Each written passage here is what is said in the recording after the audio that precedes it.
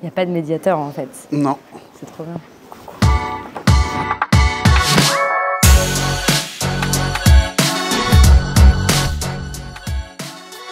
Alors je crois que j'ai l'honneur de la première question. Et du coup, j'ai vu qu'on avait choisi une question en commun. Et donc j'aimerais te demander pour toi, comment tu définirais le terme de culture numérique? Moi, je le définirais, parce qu'on fait de la médiation scientifique, donc on parle souvent d'acculturation. C'est le mot qu'on peut aussi employer. Et c'est un peu l'idée d'avoir un tronc commun de connaissances ou de compétences sur un sujet pour pouvoir échanger avec les gens, avoir une position, savoir aussi comment on se positionne face à des outils ou des objets. À quel moment tu as su que tu voulais travailler dans le numérique? C'est un moment assez fondateur qui maintenant me réveille pas mal parce qu'il a trait à la question des médias. Donc moi je suis plutôt une milléniale. En 2011, il s'est passé quelque chose dans le monde, à savoir les révolutions arabes. Et c'est là qu'on s'est rendu compte, en tout cas qu'on a dit auprès du grand public que les réseaux sociaux avaient un vrai pouvoir politique, au sens où là, en l'occurrence pour les révolutions arabes, ça a permis à des citoyens de se rassembler et de pouvoir demander le pouvoir auprès d'autres décideurs.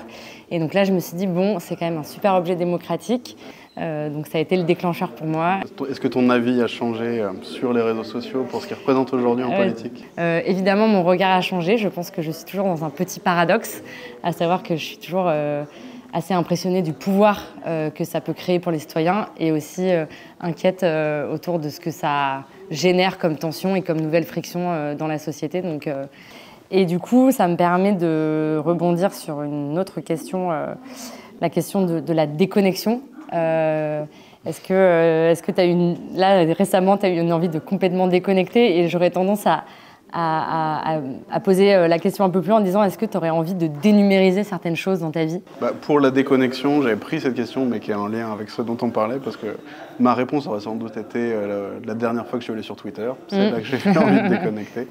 Et après, effectivement, la dénumérisation, ça c'est intéressant, mais moi, je ne l'ai pas forcément expérimenté parce que ça ne me dérange pas et j'y trouve quand même pas mal d'avantages. Par contre, c'est vraiment les limites de ce que je vois, de rajouter des étapes ou des intermédiaires qui font pas sens pour des gens déjà qui ont du mal avec le numérique, et de rendre ça obligatoire. Et que ce soit sur l'accès aux soins, à des services, à des services numériques qui passent par cet intermédiaire, sans qu'on comprenne bien pourquoi, quelle est l'utilité ou l'obligation de faire ça. C'est là qu'on le ressent le plus. Si tu avais une œuvre qui définissait le mieux le numérique... J'adore cette question, parce que au ministère de la Culture, on fait pas mal justement d'ateliers avec les directions métiers du ministère de la Culture. Et on introduit, mes collègues surtout, introduisent souvent les ateliers en demandant aux participants, est-ce qu'il y a un film qui vous fait penser à l'IA, ou une œuvre d'art qui vous fait penser, etc.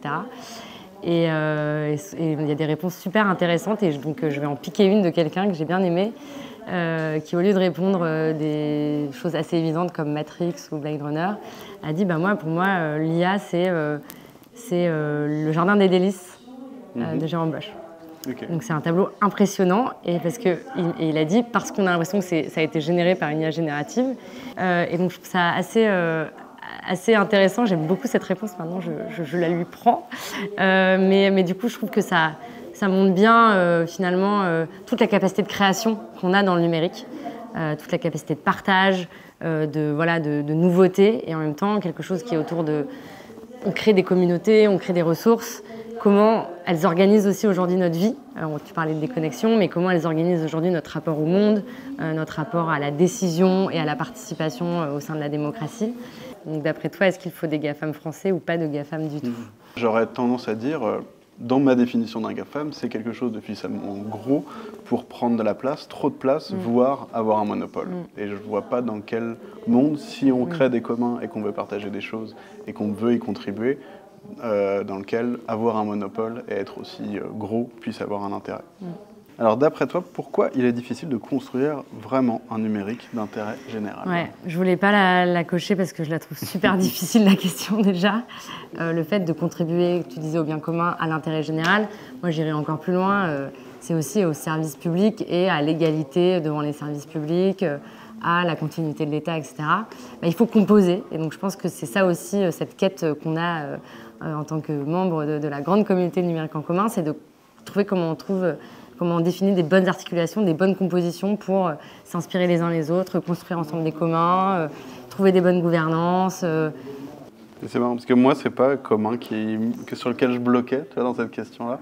C'est un peu comme l'intelligence artificielle. On définit un truc compliqué avec un autre truc compliqué. Ouais, exactement. C'est de l'intelligence, mais on n'arrive pas très bien à définir ce que c'est que l'intelligence humaine. Et là, c'est artificiel. Là, c'est pareil, c'est des communs pour l'intérêt général. Mais c'est quoi l'intérêt général? On a l'impression que ça parle à tout le monde, alors que non, ça parle qu'à une partie, surtout si on le met dans un environnement numérique, avec des professionnels, avec des enjeux économiques derrière.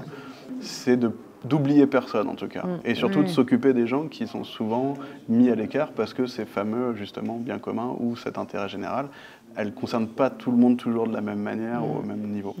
Merci Bastien. Merci à toi aussi.